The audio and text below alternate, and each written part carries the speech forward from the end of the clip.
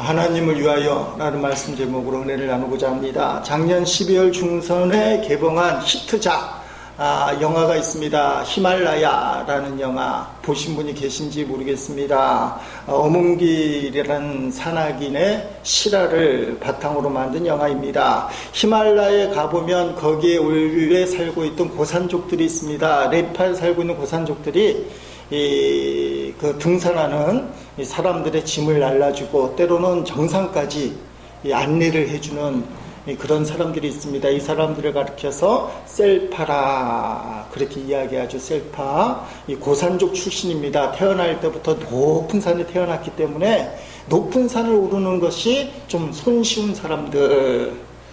이 고산족들에게는 중요한 동물이 하나 있는데 양이라는 겁니다. 양이 상당히 중요한데 양을 거래할 때는 일반적으로 생각하는 거래와 다르게 거래를 한다는 것입니다. 우리가 일반적으로 짐승을 거래할 때는 덩치가 큰 짐승, 이게 값이 많이 나가는 짐승입니다. 돼지를 키워도 큰 돼지, 소를 키워도 큰 소.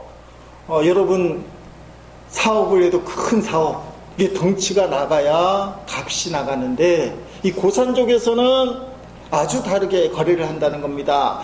팔고 사는 사람들이 둘이 그 양을 거래하는 양을 가져다가 산비탈 중간에다가 이렇게 풀어놓는 겁니다. 그리고 양의 성격을 이제 테스트하는 겁니다. 그 양이 도대체 어디를 향하느냐. 그러면 대체로 어떤 양은 산 위쪽으로 올라가요. 올라가는 게 어렵잖아요. 비탈길을 올라가는 게 어려워요. 근데 어떤 양은 밑으로 내려가요.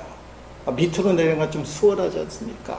근데 어떤 양이 비싼 양이냐, 가격이 비싸게 받느냐, 올라가는 양이에요. 당장은 너무 어렵고 힘들어요. 올라가는 게 힘듭니다. 그런데 이 양은 산비탈 너머에 푸른 초장이 있는 걸 아는 거예요. 산 위에. 그래서 푸른 풀 초장을 향하여 올라가는 양은 가격이 비싸냐. 반면에 당장 쉬운 걸 선택하는 내려가는 양, 덩치가 이만하더라도 비싸게 보여도 이 내려가는 양은 손쉬운 것을 선택해서 점점 내려가다 보면 계곡 밑바닥에 다다르게 되는데 밑바닥에는 풀이 없어요. 결국은 굶어 죽기 마련입니다. 값비싼 양은 올라가는 양이다.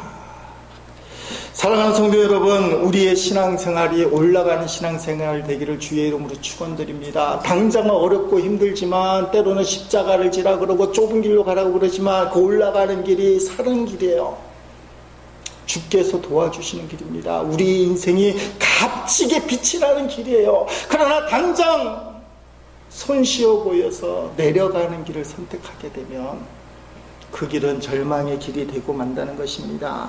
사랑하는 제1의 식구들은 십자가를 지더라도 올라가는 신앙생활, 낮은 곳을 찾아 편안한 길을 찾는 성도가 되지 않기를, 믿음으로 하나님을 붙들고 하나님을 바라보며 날마다 올라가는 신앙이 되기를 주의 이름으로 축원드립니다. 나는 올라가는 신앙이 돼야지. 어제보다 오늘이 낫고 오늘보다 내일이 나은 신앙이 올라가는 신앙입니다. 오늘 본문에 나와 있는 스가랴의 상황은 이런 상황입니다. 이스라엘이 586년 5월 7일 날 멸망하게 돼요. 바빌론의 느부갓네살 왕에 의하여 멸망하게 됩니다. 열왕기하 25장 8절 9절에 올가 일이 명시되어 있어. 성경에 올가 일입니다. 오늘날의 달력과 틀겠지만 5월 7일 날, 그리고 모든 이스라엘 백성들이 바벨론의 포로로 끌려가게 됩니다. 포로 생활을 몇 년 했느냐? 70년을 하게 됩니다. 그들은 포로에 끌려가서 하나님 앞에 기도했습니다. 제발 고국으로 고향으로 돌아갈 수 있게 해주옵소서. 그들은 하나님을 섬기는 백성이기 때문에 예루살렘 성전에서 기도하기를 원합니다. 예배드리기를 원합니다. 간절한 소원입니다. 들리는 말에 의하면 예루살렘 성전이 쑥대밭이 되고 무너졌지만 우리가 고향으로 돌아가서 예루살렘 성전을 회복하기를 원합니다. 그들이 말로만 기도한 것이 아니라 성경에 보니까 5월달만 되면 예루살렘이 멸망한, 조국이 멸망한 5월달만 되면 애통하며 금식 금식하면서 기도했다는 거예요. 70년을, 한 세대도 아닌 두 세대, 30년이 한 세대라면 두 세대를 뛰어넘어서 하나님 앞에 울며 불며 금식 기도를 했다는 겁니다. 70년이 지나고 응답을 받았어요.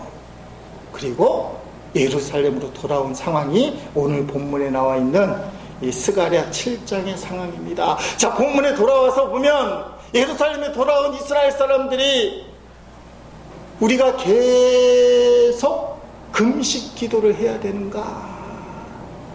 그것을 놓고 하나님 앞에 질문을 하는 겁니다. 무슨 속셈입니까? 이제 응답을 받았으니까 금식 기도 같은 어려운 기도는 이제 좀 안 했으면 좋겠다. 그런 속셈이었던 거죠. 이제 응답을 받았으니까. 여태까지 70년 동안 이 기도 응답을 위하여 날마다 올라갔던 거예요. 고향으로 돌아가서 예배할 수 있게 주옵소서. 두세대를 뛰어넘어 그렇게 기도하다가 응답을 다 받는 순간에 이제는 내려가자. 그래서 이제 하나님 앞에 계속 금식 기도를 해야 되는지 질문하는 것입니다. 그랬더니 하나님이 야단을 치시는 거예요. 예수님이 선한 사마리아 비유를 말씀하시면서 예루살렘에서 여리고로 내려갈 때 누구를 만나요? 강도를 만난다. 비유 말씀이니까 신앙생활이 하나님의 성전 예루살렘에서 세상으로 내려갈 때는 그 사람은 강도를 만난다는 거예요. 내려가는 신앙에 대한 주님의 안타까움이 들어있는 말씀입니다. 여러분, 그래서 올라가는 신앙이 돼야 되는데 오늘 말씀에 스가랴를 통해서 하나님의 응답이 주어집니다. 쉬운 성경으로 스가랴서 오늘 본문 7장 5절 6절에 이렇게 표현되어 있죠. 이 땅에 온 백성과 제사장들에게 전하여라. 너희가 지난 70년 동안 다섯째 달 5월달이죠. 일곱째 달에 금식하며 슬퍼하기는 했지만 그것이 진정으로 나를 위한 것이었느냐? 너희가 먹고 마실 때에 너희 자신을 위해 먹고 마신 것이 아니냐? 아멘. 아니, 70년 동안 금식하고 애통하며 기도한 이스라엘을 위로해주고 품어주고 참 잘했다. 하나님이 그렇게 해주셔야 될 것 같은데 야단을 치시는 거예요. 70년 동안 애통하며 금식한 것이 도대체 하나님 나를 위한 것이냐? 먹고 마신 게 너를 위한 것이냐? 하나님이 하나님을 위한 것이라고는 인정하지 않겠다라는 겁니다. 그런데 제가 말씀을 묵상하면서 먼저 짚고 가야 될 것은 하나님은 제대로는 아닐지라도 경건의 모양을 갖추고 금식하고 애통하는 것을 인정해 주신다는 거예요. 그래서 응답받잖아요. 70년 만에 예루살렘으로 돌아왔잖아요. 그래서 하는 말이 이제 금식기도 안 해도 되나요? 이렇게 말할 처지가 됐잖아요. 또 여러분 꼭 기억해야 될 것은 금식기도의 소원은 응답된다는 거예요. 그게 형식적이라 할지라도 어떤 면에서 알맹이가 빠져있다 할지라도 성도의 경건과 기도는 반드시 응답받는다. 하나님을 생각하며 울며 애통하며 금식했던 것 처음에는 간절했지만 70년이 지나면서 타락하지 않았겠습니까? 근데 그 기도를 응답해 주신다는 것입니다. 응답을 받고 나서 그만하겠다고 하니까 그때 가서 하나님이 가르쳐 주시는 거야. 너희가 70년 동안 금식 기도했던 것이 정말 하나님을 위해서 기도한 줄 아느냐? 너희의 금식 기도가 하나님 보시기에는 온전하지 않았다. 왜 그러냐면 회개 기도가 빠졌기 때문이라는 거예요. 70년 포로 생활하면서 자신의 가슴을 치면서 자신들의 조상들의 죄를 회개하고 자신의 죄를 회개하기는커녕 금식하며 기도했는데 사실은 너무 억울해서 너무 서럽고 비참해서 그래서 감정 때문에 금식했을 뿐이라는 것입니다. 애통해하며 금식은 했지만 하나님을 위한 신앙적인 금식이 아니라 감정의 표현이 있다는 거예요. 감정의 표현. 세상 사람들은 말입니다. 서럽고 억울하고 답답하면 세상 방법으로 풀잖아요. 그런데 하나님의 백성은 금식하며 애통하며 풀었다는 거예요. 오늘 우리의 수준이 이 정도 되기를 주의 이름으로 축복합니다.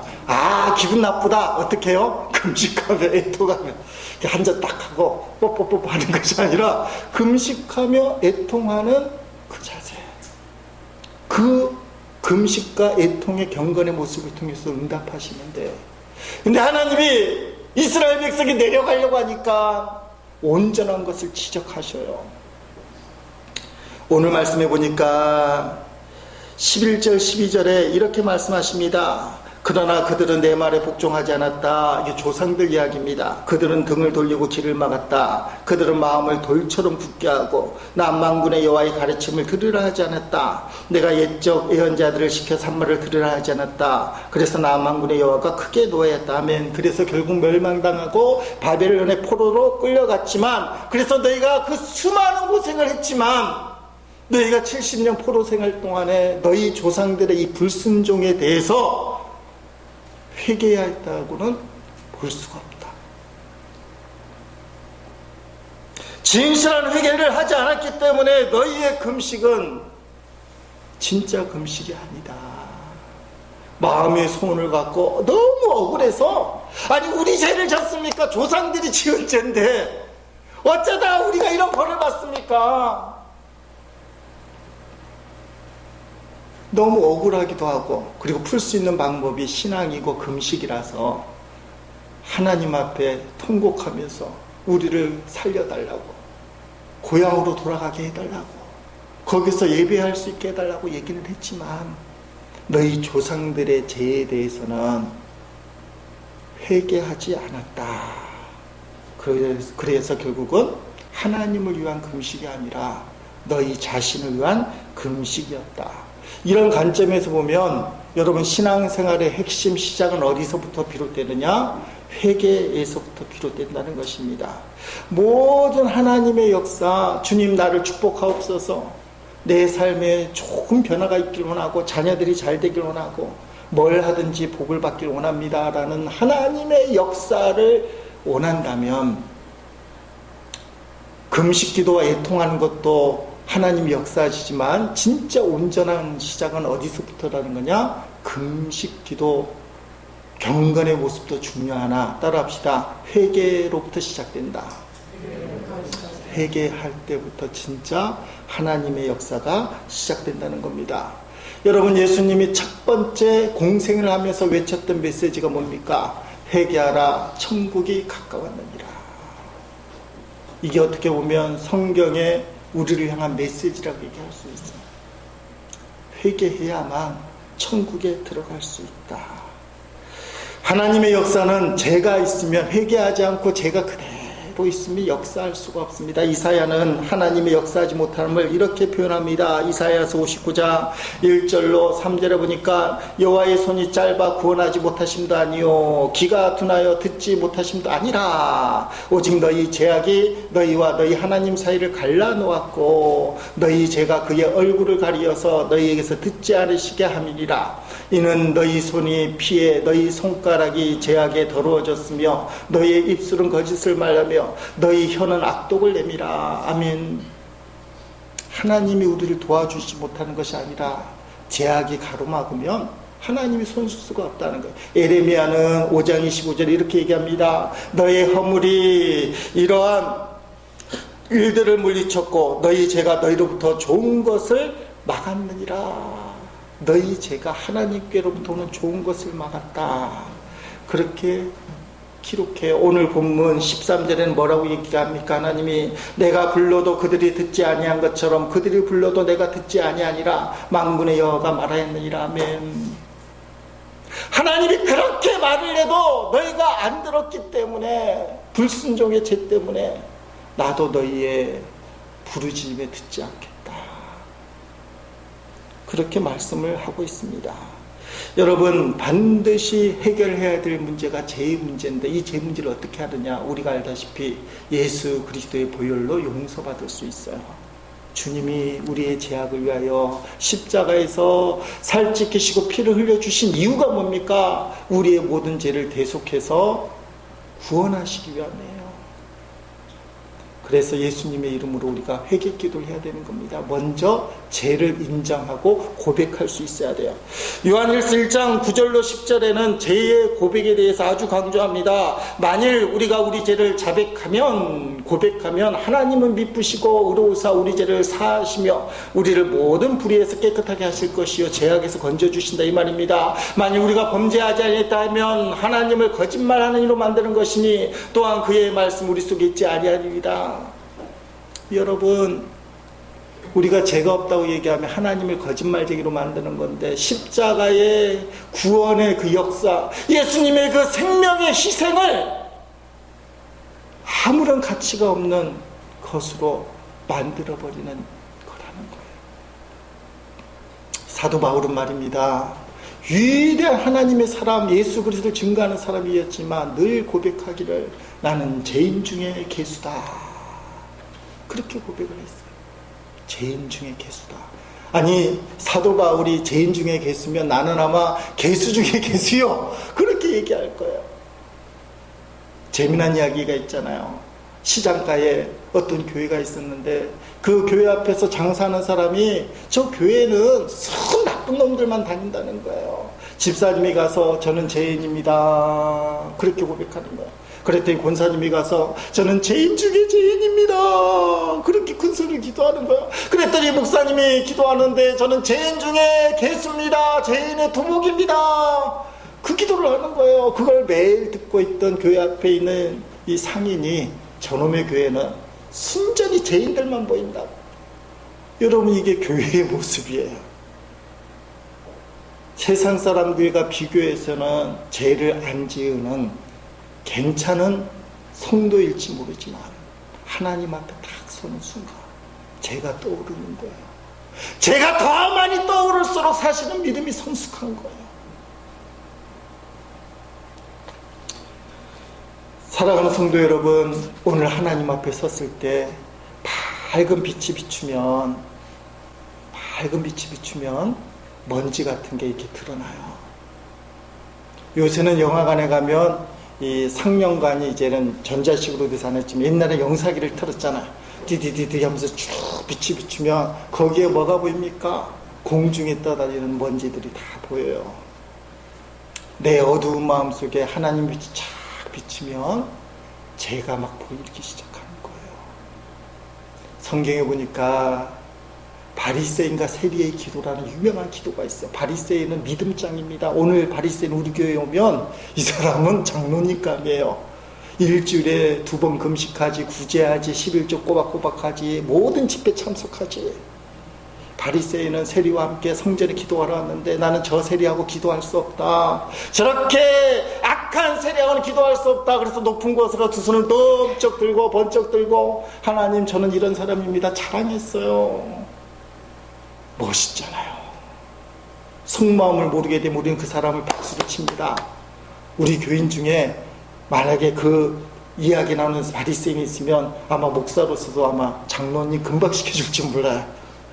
근데 그 당시에 손가락질 받고 있는 이 세리는 저 구석진 데 가서 가슴을 치면서 주님, 저는 죄인입니다, 제가 어떻게 해야 됩니까? 근데 예수님 이런 말을 해요. 하나님께서 누구의 믿음을 받으실까? 역설적인 대답이죠. 자기 신앙 자랑하는 누가 봐도 믿음이 좋은 바리새인은 하나님이 싫어하셔요. 사람들로부터 손가락질 받고 있는, 지금도 그 자리에서 떠나지 않았어요. 먹고 살기 위해서 세리짓을 계속해야 된다, 이 말이에요. 동포들의 피를 빨아먹어야 되는 거예요.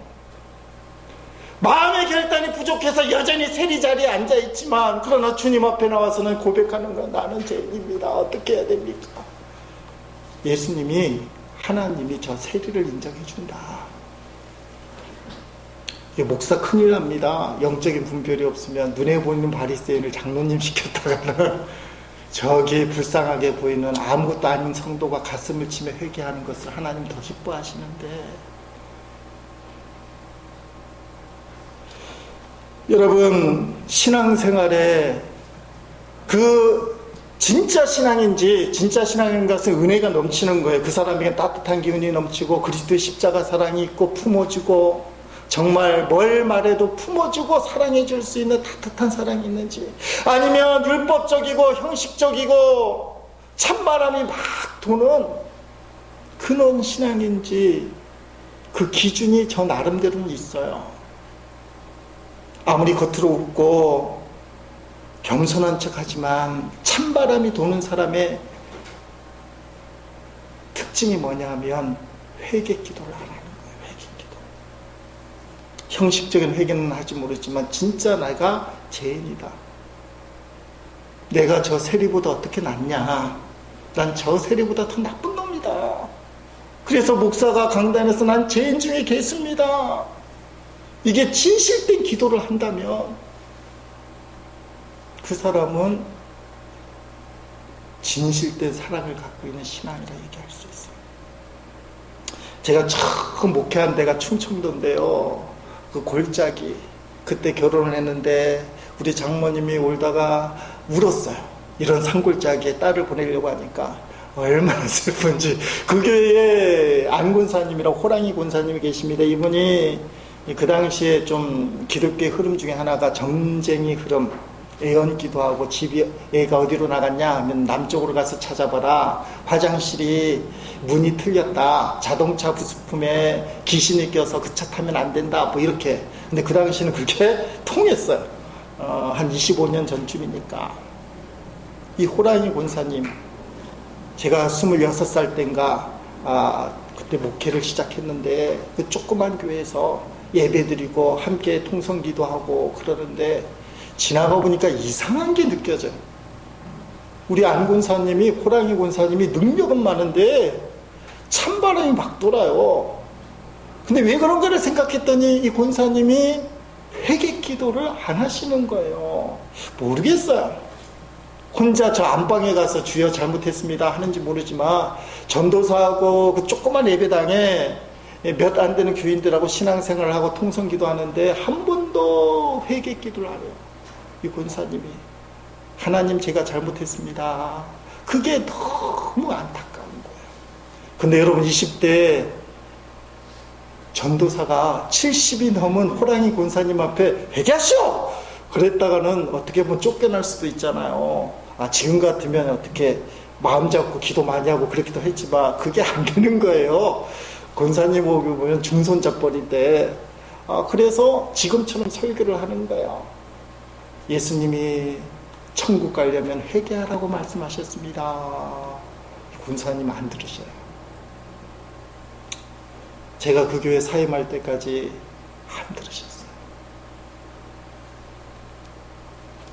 자신의 죄를 인정하고 회개하는 사람이 사실은 따뜻한 사람이 돼요. 부부 사이에서도 가정에서도 죄를 인정하는 아버지가 있으면, 죄를 인정하는 어머니가 있으면 그 가정은 따뜻한 가정이 돼요. 야, 나도 잘못했는데 너 잘못했잖아. 야, 부모로서 사실은 너에게 잘 안 해줘서 미안하지만 너 그러는 건 아니잖아. 이렇게 시작하면 찬바람이 들어요.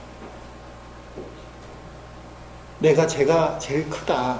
난 뭘 말할 수 있는 자격이 없다. 그래, 내가 미안해. 나 아빠가 권위를 갖고 있기 때문에 자꾸 표현하는 건 좀 안 되잖아. 그 대신 내가 너 이해해 줄게. 그래, 내 잘못이야. 아빠나 엄마,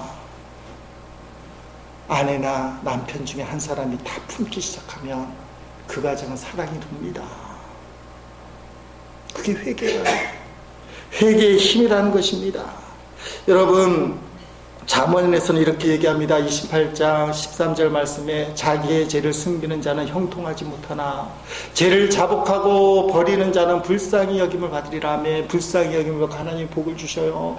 여러분 집에 쓰레기가 있는데 쓰레기가 너무너무너무나 아까우니까 장롱 속에 모아놓고 고이 간직하는 사람이 있다면 그 사람은 정신병자에 해당될 겁니다. 쓰레기는 종량기에 탁탁 넣어서 밖에 버려야 돼. 김에는 파란색 쓰레기 봉투, 하얀색은 부산 겁니다. 거기 넣으면 안 가져가요. 쓰레기 봉투에 탁 넣고 털털 털어서 버려야 되는 겁니다. 돈이 들더라도. 죄는 쓰레기와 같아요. 그 쓰레기를 남이 볼까봐 가슴에 숨기는 사람이 있어요. 세상 사람들이 다 그렇잖아요. 너 이번에 대학 총장이 되는데 보니까 논문 100개 때문에 총장 잘려야 돼. 아니야 나 베낀 적 없어. 논문 베낀 쓰레기를 막 숨겨야 돼. 세상은 그래요. 그래야 출세하니까. 근데 그게 증거가 드러나고 너 쓰레기 봐라 드러났다면 이제 쫓겨나는 거예요. 포기하는 거예요. 근데 성도는 말입니다, 쓰레기를 숨겨서는 안 된다고 얘기해요. 죄를 숨기는 자, 쓰레기를 숨기는 자는 형통하지 못하나.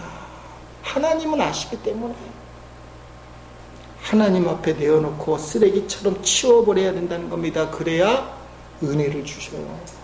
하나님이 역사하신다는 것입니다. 오늘 말씀 핵심 뭡니까? 금식을 한다 할지라도 회개가 없는 금식은 진짜 하나님을 위한 금식이 아니라는 것.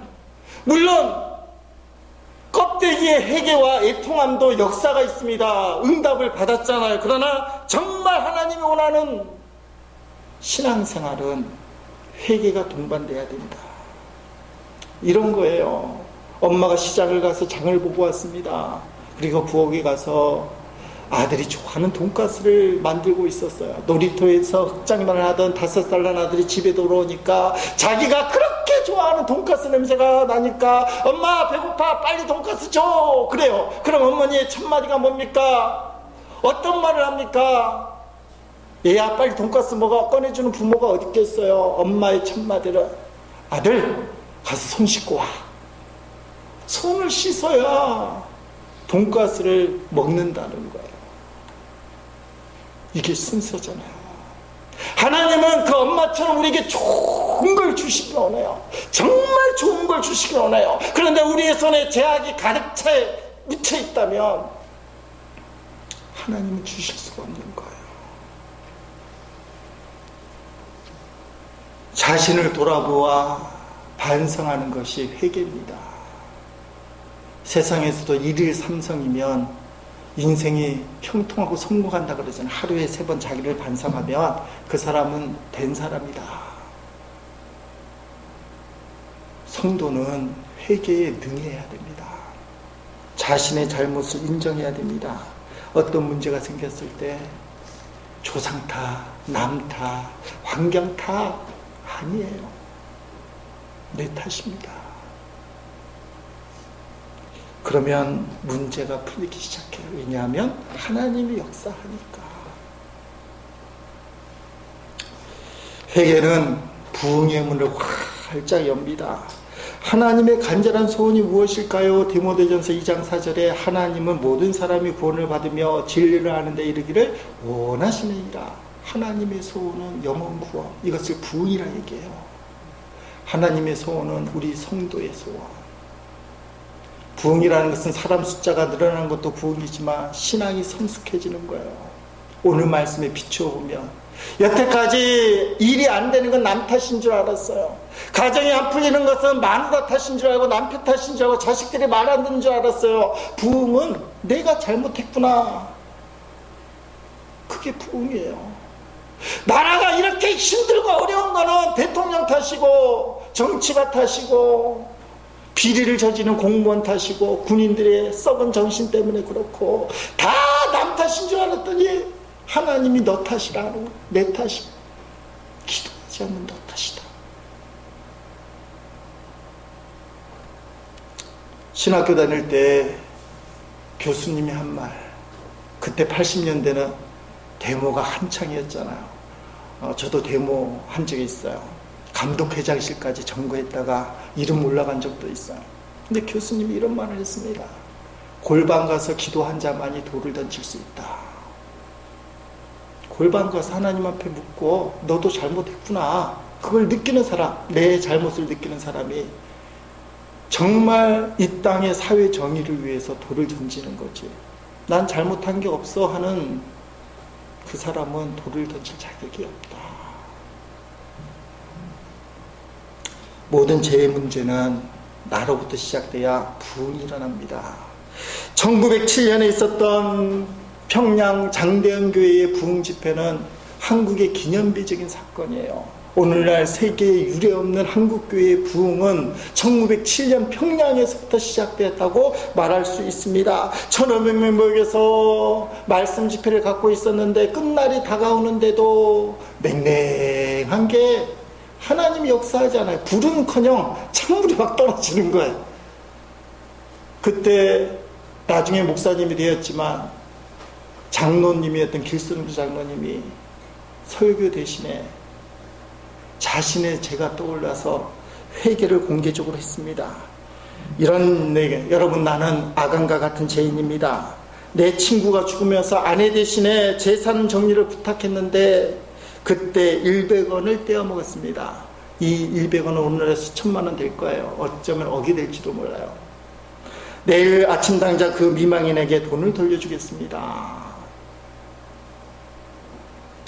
그 말을 들은 성도들이 너나 나나 할 것 없이 다 한 사람씩 앞에 나와서 새벽까지 회개 기도를 했다는 겁니다. 성령의 불이 임하고 그 회개는 실천으로 옮겨졌어요. 돈을 돌려주고 상처를 준 사람을 찾아가서 미안했다고 한다는 거예요. 이게 너무 중요하니까 우리 한번 동영상 보겠습니다. 동영상. 1907년 1월 2일부터 15일까지 장대현 교회에서 도사경회가 열렸습니다. 6일부터 시작된 저녁 집회는 매일 약 1,500명이 참석하여 뜨거운 열기를 더해갔습니다. 그러다 마지막 이틀 동안 놀라운 영적 대각성 운동이 폭발했습니다. 바로 14일 저녁 성령에 사로잡힌 길선주 장로는 설교 대신에 자신의 죄를 고백했습니다. 그는 장로였었고 신학생이었지만 철저하게 하나님 앞에 회개하는 과정을 겪지 못했었습니다. 그런데 바로 그날 저녁 성령의 은사를 받은 후에 수천 명의 교인들 앞에서 자기의 죄를 철저하게 참여하였습니다. 1907년 1월 14일 길선주가 마룻바닥에 엎드려 자신의 죄를 고백하기 시작했다. 나는 하나님 같은 놈입니다. 친구가 죽어가며 아내 대신 재산을 정리해달라고 맡긴 돈을 제 마음대로 가로챘습니다. 주여, 저 같은 놈도 용서해 주실 수 있습니까? 하나님, 제 추악한 죄를 깨끗하게 하여 주옵소서. 길선주 장로의 회개가 있은 후 성도들도 자신의 죄를 하나하나 고백하기 시작했습니다. 병들어 아파하는 마누라를 보면서 매일 술만 마시고 빨리 죽어버리라고 저주했습니다. 주여, 용서하소서. 하나님, 저는 제 욕심 때문에 첩을 둘이나 두고 아이들과 마누라 생각은 전혀 하지도 않았습니다. 하나님이 싫어하시는 일을 일삼았습니다. 용서해 주소서.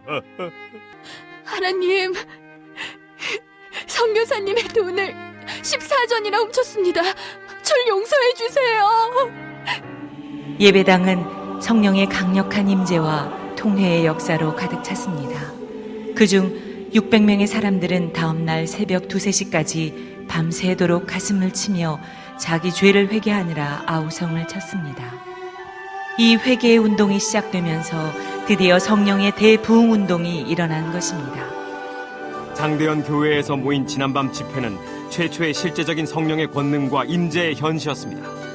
우리 중 아무도 지금까지 이전에 그 같은 것을 경험하지 못했으며 우리가 웨일즈, 인도 등에서 일어난 부흥운동에 대해 읽었지만 성령의 역사는 지금까지 읽었던 그 어떤 것도 능가할 것입니다. 놀라운 성령의 역사는 다음날 15일에 더욱 강하게 나타났습니다. 그리고 이들의 회개는 고백과 눈물로만 그치지 않았고 구체적으로 그 죄악을 청산했습니다. 훔쳐간 돈과 물건은 주인에게 돌려주었고 타인에게 준 상처에 대해서는 찾아가 용서를 구했습니다. 이 평양 대부흥운동을 통해 소돔이라 불렸던 평양이 예루살렘으로 바뀌기 시작했습니다. 교회가 더욱 성장하고 사회개혁이 일어났으며 수많은 학교들이 세워졌습니다. 또한 이 부흥의 불길은 평양 시내로 그 주변으로 다시 한반도 전역으로 놀랍게 확산되었으며 나아가 중국 부흥운동의 도화선이 되었습니다. 100여 년 전 한 사람의 진심 어린 회개가 작은 불꽃이 되어 평양 대부흥의 불을 지폈듯이 오늘 바로 내가, 바로 우리가 작은 불꽃이 되기를 소원합니다. 이 불꽃들이 모여 이곳에 놀라운 성령의 불이 활활 타오르기를 간절히 기도합니다.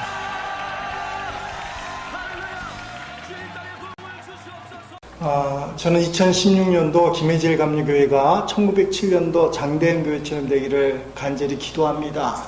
그 시작은 회개라는 거예요. 그런데 여러분 꼭 기억해야 될 것이 있습니다. 회개만 해서는 안 된다는 거죠. 회개는 분명히 중요하고 반드시 해야 되지만 회개만 하는 것도 안 된다는 거예요. 신앙생활이 회개만 하는 게 아니라는 겁니다. 회개의 자리에서 한 발자국 더 나가야 됩니다. 회개는 철저히 개인적인 거예요. 물론 공동체적인 거, 지역의 잘못을 붙들고 나라의 잘못을 붙들고 교회의 잘못을 붙들고 함께 회개할 수는 있지만 회개의 시작은 개인의 신앙이에요. 하나님은 회개하고 개인의 신앙에서만 머무는 것을 바라지 않습니다. 어떻게 해야 됩니까? 회개한 다음에 우리의 삶이 이제 깨끗해졌으니까 하나님의 영광을 위해서 살아야 된다는 겁니다. 고린도전서 10장 31절에 이렇게 표현하고 있습니다. 그런즉 너희가 먹든지 마시든지 무엇을 하든지 다 하나님의 영광을 위하여 하라며. 금식도 하나님의 영광을 위하여 하고 먹는 것도 마시는 것도 우리가 직장생활하고 사회에서 활동하는 모든 것도 하나님의 영광을 위하여 하라. 하나님의 영광이 뭡니까? 하나님이 기뻐하는 것, 하나님 앞에 부끄럽지 않게 하는 것이 하나님의 영광을 돌리는 삶이에요. 하나님의 영광을 위한 삶을 사도 바울이 이렇게 표현합니다. 로마서 14장 8절 한번 우리 같이 읽어봅니다. 우리가 살아도 주를 위하여 살고 죽어도 주를 위하여 죽나니 그러므로 사나 죽으나 우리가 주의 것이로다 하며. 회개함으로 재용서 받은 성도는 담대합니다. 왜요? 구원의 확신이 있어요. 지금 죽어도 천국 간다는 확신, 세상의 위협에 두려워하지 않아요. 끄떡없어요. 세상에 흔들리는 자가 아니라 이제는 세상을 흔드는 자가 돼요. 예수의 이름으로, 예수의 복음으로. 세상의 가장 큰 협박이 뭡니까? 죽음이라는 거예요. 죽음. 근데 성도는 죽음을 초래해요.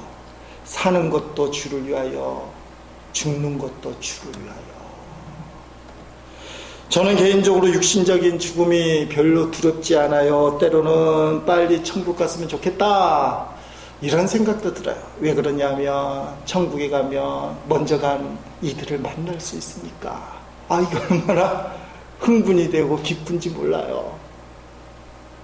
그런데 여러분, 정말 죽고 싶지만 죽을 수가 없어요. 왜냐하면 해야 할 일이 있기 때문에 그래요. 천국 이야기가 나와서 그런데 천국에 지금 베드로가 문직인데 말할 수 없는 야단을 맞고 있대요. 예수님 앞에. 너 그렇게밖에 못해. 이 베드로가 나이가 많이 먹어서 눈이 흐리긴 하지만 사람을 분간 못할 정도는 아니에요. 그런데 이 베드로가 천국 갈 사람을 지옥 보내고 지옥 갈 사람을 천국 보냈는데 그게 다 누구 때문이냐? 한국 사람 때문이래. 한국 사람. 이 한국 사람들이 완벽하게 성령 수술을 하는 바람에 이게 착각을 한다는 거예요. 이게 김씨인 줄 알았더니 이씨고 이씨인 줄 알았더니 김씨이기 때문에 천국 갈 사람 지옥 보내고 지옥 갈 사람 천국 갔다가 예수님이 명예퇴직을 공고하셨답니다. 너 자꾸 이럴래? 그런데 더 머리 아픈 일은 이 한국 사람들이 지옥에 떨어졌는데 그 지옥에 갔더니 막 이렇게 얘기한다는 거야. 야, 지옥에도 찜질방이 있네. 거기다가 유황불이야. 그러면서 이 한국 사람들이 불주의에 모여든다는 거예요. 그거 엄청난 고통을 줘서 자신의 죄를 깨닫게 하려고 한 건데 이 한국 사람들이 좋아하는 바람에 베드로가 엄청 지금 공경에 처했다는 거예요. 근데 여러분, 천국을 사모하지만 천국에 갈 수 없는 이유는 지금 주원 입지를 잘해야 돼요. 상급을 받기 위해서거든요. 내게 주어진 일이 뭡니까? 목사로서 김해질 감리교회를 잘 목회를 하고 하나님 나라와 의를 구하고 그리스도의 십자가 사랑을 세상에 온전히 보여주는 것. 오늘 본문에 스가랴 7장에 없는 말이지만 이스라엘 백성이 이제 고향으로 돌아오고 예루살렘 성전을 다시 재건하고 신앙이 회복이 되면 이제는 사랑으로 살아라. 그 말씀이 있는 거예요. 자, 거기 9절, 10절 말씀이 그 말이잖아요. 만군의 여호와가 이같이 말하여 이르시기를 너희는 진실한 재판을 행하며 서로 인애와 긍휼을 베푸며 가부와 고아와 나그네와 궁핍한 자를 압제하지 말며 서로 해하려고 마음에 도모하지 말라. 이게 옛날부터 너희 조상들에게 주었던 말씀. 이게 뭡니까? 사랑으로 살아라.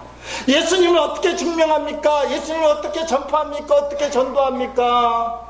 예수 믿으세요. 이것도 상당히 중요하지만 우리가 주님의 사랑으로 세상을 품기 시작할 때 그럼 죄를 용서받을 회개하는 사람이 가능한 거예요. 어떤 신사가 거리를 걷게 되다가 거지를 만났어요. 거지는 두말할 것 없이 구걸을 하는 겁니다. 한 푼 줍시. 이 신사가 돈을 좀 주려고 주머니에 손을 딱 넣는데 앞불싸 지갑을 안 가져온 거예요. 보통 이 정도 되면 사람들이 돈을 주는 걸 포기하고 자기 길을 갈 겁니다. 오늘은 돈을 줄 수가 없나 보다. 근데 이 신사는 긍휼의 마음이 넘쳐서 포기하지 않았어요. 다른 주머니를 뒤져요. 혹시 주머니에 있는 거 주려고. 바지 주머니까지 막 뒤지는 거예요.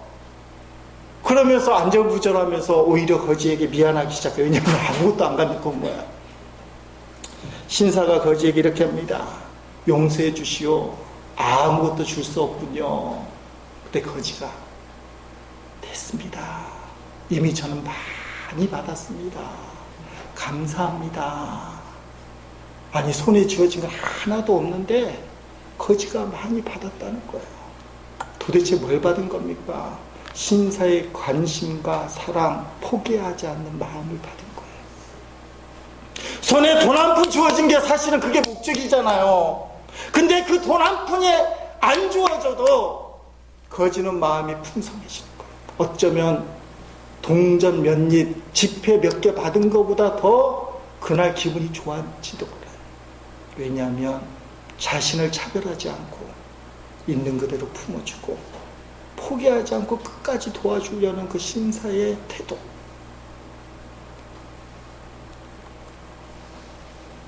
저는 우리 교회의 제일의 모든 식구들이 먼저 신앙의 기본 자세, 내가 주님 잘못했습니다. 남 탓하지 말고 환경 탓하지 말고 이게 하나님 역사의 시작입니다. 거기서만 머무르지 말고 내가 무엇을 해야 될까 실제로 그것을 보여줄 수 있는 삶이 뒷받침되는 그런 사랑이 넘치는 신앙생활이 되기를 주의 이름으로 간절히 축원드립니다.